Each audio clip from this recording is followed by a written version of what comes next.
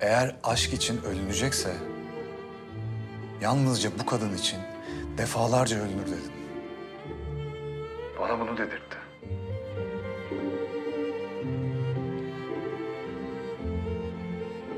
Ne güzel söyledi Sayın Deniz. Neden? Ne farkı vardı onun?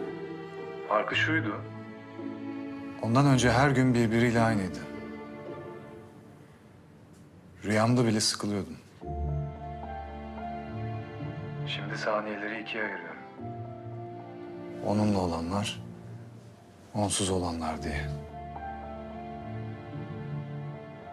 Sonra bir bakıyorum ki onsuz diye bir şey yok. Aklım fikrim hep onda. Bir gülüşü bile başımı döndürüyor.